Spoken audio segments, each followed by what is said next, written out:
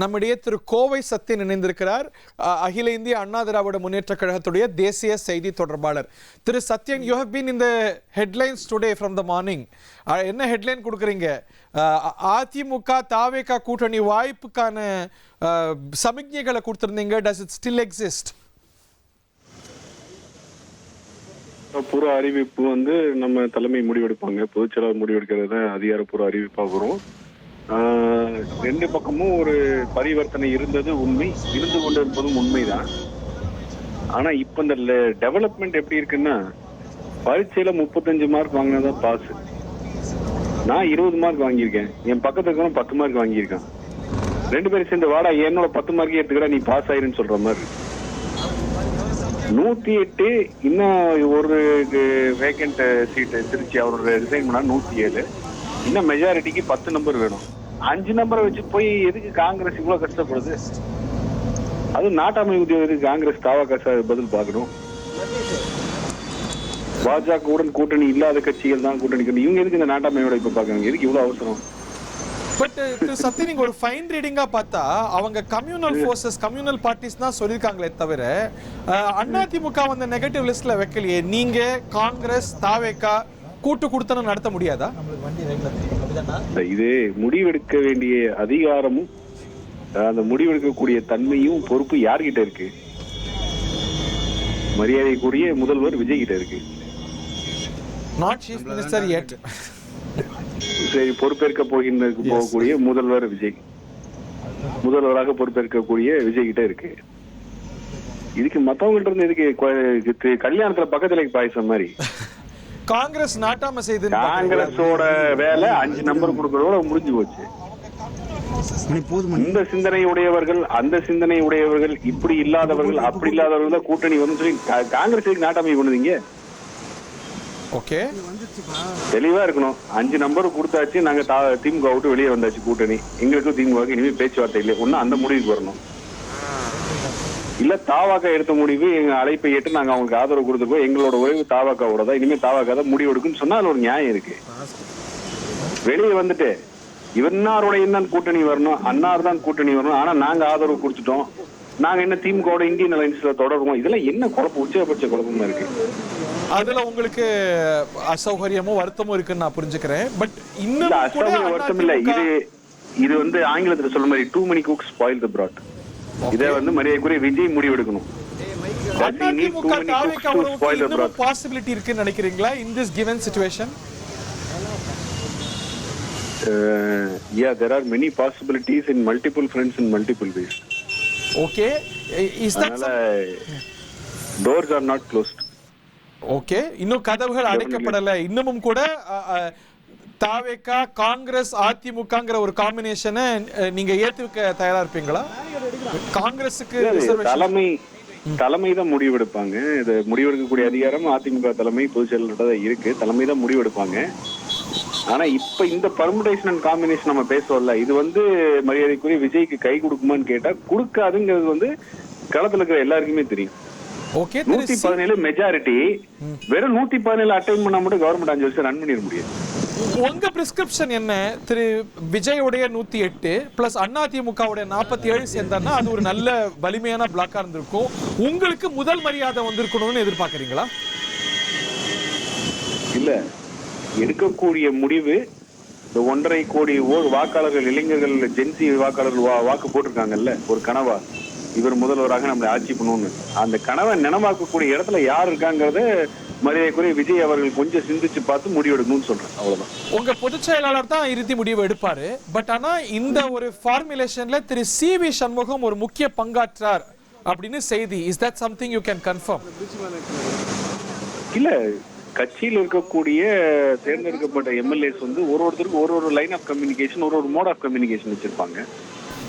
இப்ப பொதுச் செயலாளர்கிட்ட எல்லாரும் போய் தனித்தனியா கருத்து சொல்றதுக்கு பதில் ஒரு கலெக்டிவா இந்த ரெப்ரஸன்டேட்டிவ்ஸ் இவரோட கருத்து இவங்கள்ட்ட பேசி முடிச்சுட்டு வாங்கன்னு கூட சொல்லுவாங்க. இந்த chain of communication, lines of கம்யூனிகேஷனுக்கு நிறைய லீடர்ஸ் வருவாங்க. செகண்ட் லைன் லீடர்ஸோட வேலையா தான். சோ இந்த லைன் ஆஃப் கம்யூனிகேஷன்ல, இந்த ஸ்ட்ரீம் ஆஃப் தாட்ல திரு CV சண்முகம் முக்கிய பங்காற்றார்னு சொன்னா அதை கன்ஃபார்ம் பண்ணுவீங்களா, மறுக்கிறீங்களா? கழகத்தோட அஸ்திவார தூணை தாங்கி பிடிக்கிறதுல ஒருத்தர். அதனால இவர் இன்னாருடைய வேலை, இவர் என்ன வேலை அப்படிங்கறத விட அவர் செய்யற வேலை எல்லாமே வந்து அதிமுகவோட நலனுக்காக தான். திரு சி வி அதிமுக கட்சி ஆமா, அந்த மாதிரி pillars of the party. Okay, அவர் வந்து கட்சியோட பில்லர், ஃபவுண்டேஷன் மட்டும் இல்ல, ஃபவுண்டேஷன் மேல இருக்கக்கூடிய பில்லர். அதனால எது எடுத்தாலும் it is on the collective interest for the party. பொதுச் செயலாளரோட நம்பிக்கையை பெற்ற பாத்திரத்துல இருக்கக்கூடிய இடத்துல இருக்கவங்க அவங்க எல்லாம். சோ இப்போ தமிழக வெற்றி கழகத்துக்கும் அதிமுகவுக்கும் இடையே பேச்சுவார்த்தை சேனல்ஸ் இன்னமும் தொடருது. அதுல திரு சி வி சண்முகம் மிக முக்கியமான பங்காற்றுகிறார். பொதுச் செயலாளரோட நம்பிக்கையை பெற்ற முதன்மை போர்ப்படை தளபதிகள் எல்லாருமே அதுல பங்காற்றுறாங்கன்னு நான் சொல்லுவேன்.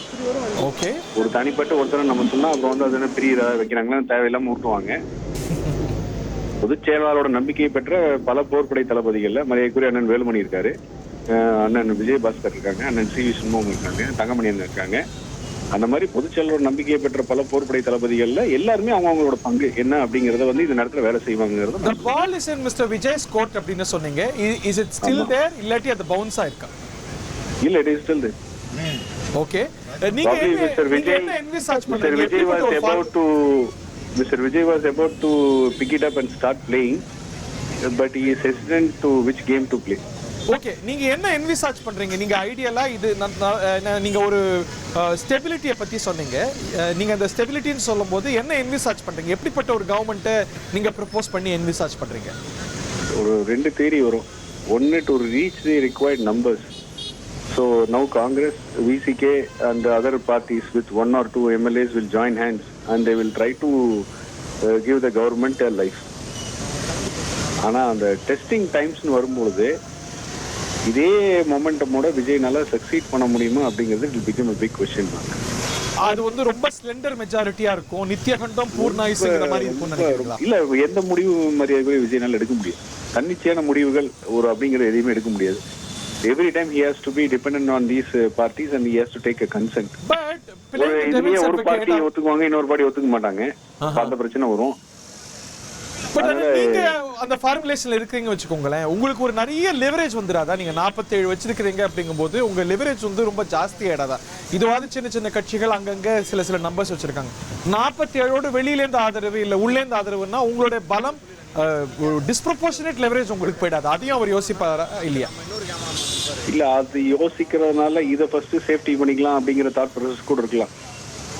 அது என்ன இருந்தாலும் ரொம்ப அஇஅதிமுகங்கிறது ஒரு இமாலய கட்சி, 53 வருஷம் ஆரம்பிச்சு 31 வருஷம் ஆண்ட கட்சி. அதுக்கு தெரியாத ஒரு நுவான்சஸ் கிடையாது. அதை வந்து பலமா யூஸ் பண்ணிக்கலாங்கிற தாட் ப்ராசஸ்க்கு அவர் வந்துட்டாருன்னா உடனே முடிவு சீக்கிரம் முடிஞ்சிடும். ஒரு பயமா பார்த்தாருன்னா கொஞ்சம் முடிவு இருக்கும். நீங்க எது சாத்திய கூற நினைக்கிறீங்க? அதிமுக வெளியில இருந்து ஆதரவா இல்ல ஆட்சியில பங்கு வகிப்பதா? இல்ல, அது முடிவு பொதுச் செயலாளர் எடுக்கக்கூடிய முடிவு தான். பொதுச் செயலாளர் கன்சிடர் பண்றாரா? அவர் பரிசீலிக்கிறாரா? அவர் டாக்ஸ்ல இருக்கிறாரா?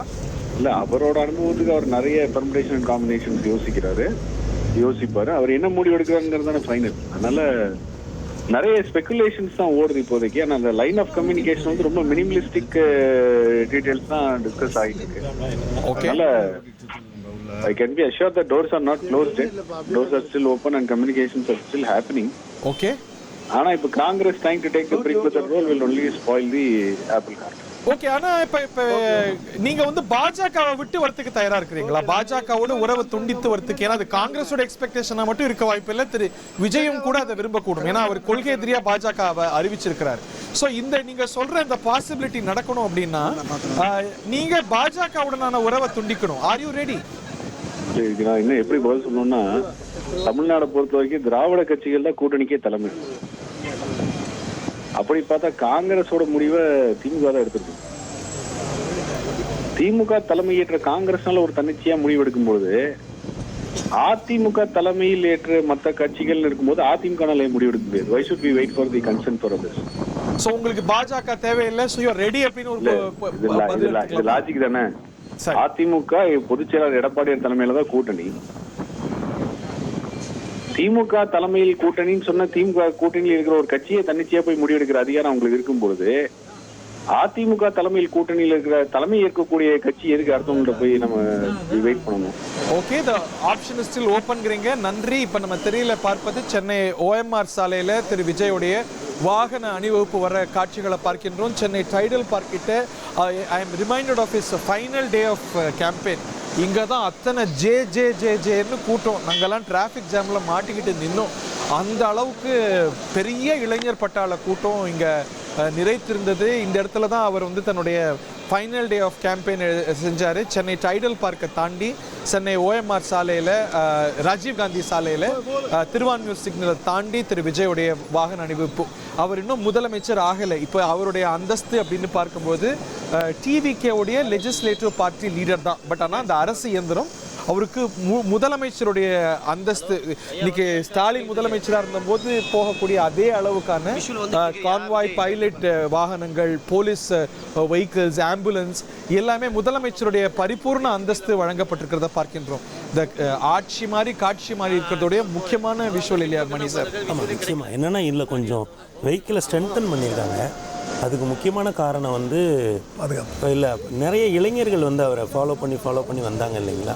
அதனால வண்டியை வந்து நல்லா கவர் பண்ணி கூட்டிட்டு போறாங்க. அந்த ட்ரெண்ட் மாறிடுச்சு இல்லை. இன்னைக்கு அவர் யாரும் இல்லை, காவல்துறை பரிபூர்ணமா எடுத்துட்டாங்க. அதுக்கு காரணமே இந்த கான்வாயை வந்து அவங்க ஸ்ட்ரென்தன் பண்ணது தான் முக்கியமாக வந்து. ஏன்னா முதல் தடவை அவங்க போகிறப்போ பார்த்தீங்கன்னா ரொம்ப வெஹிக்கிள்ஸ் வந்து நம்பர் ஆஃப் வெஹிக்கிள்ஸ் வந்து, ஏன்னா கான்வாய் வந்து ஹெட்டு டெய்லு அந்த பேட்டர்னில் வந்து ரொம்ப ஒரு சிஸ்டமேட்டிக்கான ஒரு பேட்டர்ன். இப்போ மத்திய கைலாஷை நெருங்கிட்டாரு. இன்னும் 5 நிமிடங்களுக்குள்ளே அவர் லோக் பவனை அடைந்துருவார். ஏன்னா அவர் ஃப்ரீ டிராஃபிக் இல்லாத ஒரு காரிடாரில் தான் அவர் போகிறார் அப்படின்னு பார்க்கும்போது, இங்கே லெஃப்ட் திரும்பி அந்த ரோடோட சர்தார் பட்டேல் சாலை வந்துடும். அந்த சர்தார் பட்டேல் சாலையில் தான் ஆளுநர் மாளிகை இருக்கிறது அப்படிங்கிறத பார்க்கின்றோம்.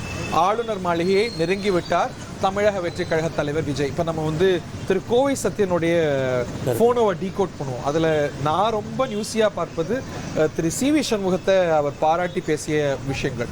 ஸோ இதுலேருந்து என்ன தெரியுது, இந்த ஸ்கீம் ஆஃப் திங்ஸில் அவருடைய செல்வாக்கு உயர்ந்திருக்குன்னு பார்க்குறதா மணி சார் அண்ட் நம்பி சார்? ஆமாம், சிவி சண்முகம் ஒரு கீ ரோல் ப்ளே பண்ணுறாரு. ஆமாம், ஏன்னா அவர் பகுதியில் அவர் நிறைய எம்எல்ஏ ஜெயிச்சிருக்கிறார்.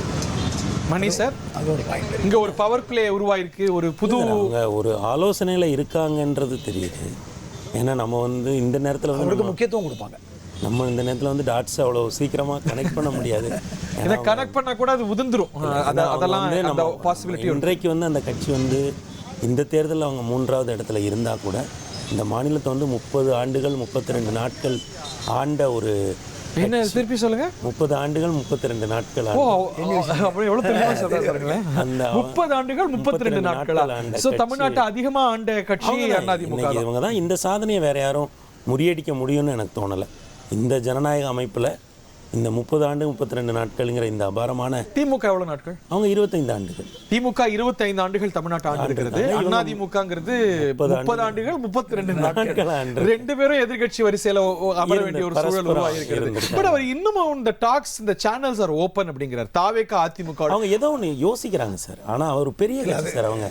ஏன்னா நீங்கள் வந்து ஒன்றை மட்டும் நீங்கள் பார்க்கக்கூடாது சார். களம் வந்து அவங்க வந்து சார் வெறும் மேல்மட்டத்தை மட்டுமே நீங்கள் பார்க்கக்கூடாது. கீழே வந்து அவங்க கேடர் லெவலில் பெரிய சக்தி அஇஅதிமுக. தாவேகா இன்றைக்கி வந்து வளர்ந்து வரக்கூடிய ஒரு சக்தி.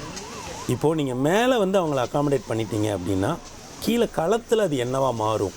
கரைஞ்சிட்டா அஇஅதிமுக மாதிரி ஒரு கட்சியில் சார். இப்போ நீங்கள் காங்கிரஸோட களபலம் என்னன்னு நமக்கு தெரியும், எம்எல்ஏ பலம் என்னன்னு தெரியுது. அஇஅதிமுகவோட எம்எல்ஏ பலம் என்னன்னு தெரியும், களத்தில் அவங்களோட பலம் என்னன்னு தெரியும். தாவேகாவுக்கு இன்றைக்கி எம்எல்ஏ பலம் என்ன இருக்குன்னு தெரியும், களத்தில் அவங்க பலம் என்ன இருக்குன்னு தெரியும் சார். அப்போ என்னென்னா ஒரு கட்சி ரெண்டையுமே மதிப்பிட்டு தான் கூட்டணிக்குள்ளே போவாங்க. புதிதாக வரக்கூடிய கட்சி நமக்கு மேலே பலமாகவும் இருக்கணும், அதே நேரம் கீழே களத்தில் வந்து நம்முடைய கேடரை வந்து பெருசாக டிஸ்டர்ப் பண்ணிடக்கூடாது அப்படிங்கிறதையும் அவங்க பார்ப்பாங்க. இந்த ரெண்டையும் வச்சு தான் சார் அவங்க வந்து முடிவெடுப்பாங்களே தவிர. ஓகே, அடையார் கேன்சர் இன்ஸ்டியூட் கிட்ட மன்னிக்கணும், ஐஐடி கிட்ட, கேன்சர் இன்ஸ்டியூட் கிட்ட, கிண்டி பார்க்கு கிட்ட அவங்க திரு விஜய் அவர்களுடைய வாகன ஆண்டூராஜ் வந்திருக்கிறத நம்ம பார்க்கின்றோம், கார்கேட் வந்திருக்கிறத பார்க்கின்றோம். இன்னொரு ஒரு நிமிடத்துக்குள்ளே ஆளுநர் மாளிகைக்கு போயிடுவார். Nambi sir, you want to add something? இந்த பார்டரில் வந்து பதவி இருக்கிறாங்க இல்லையா சார், பார்டரில். ஆமாம், இது என்ன ஒன்று அவங்களுக்கு இப்போது விஜய் சார் என்ன சொன்னாருன்னா, தலைவர் வந்து புதுசாக அந்த சட்டங்கள் இயற்றப்படும், இது சட்டமாக்கப்படும்லாம் சொல்லிட்டு இருந்தார்ல. இந்த சட்டங்கள் முழு வடிவம் பெறுறதுக்கு 2/3 மெஜாரிட்டி வேணும். இப்போ திமுக இருக்கும்போது காங்கிரஸ் மற்ற கட்சிகள்லாம் இருந்தது, அதுக்கு எவ்வளோ வேணும்னா 157 வேணும். ஸோ லெஜிஸ்லேட்டிவ் அஜெண்டாவுக்கு இந்த ஒரு Yes. ஸ்லிம் மெஜாரிட்டி இல்லைன்னா ரொம்ப புது சட்டம் சவாலாகும் வராது. அப்படிங்கிறீங்க.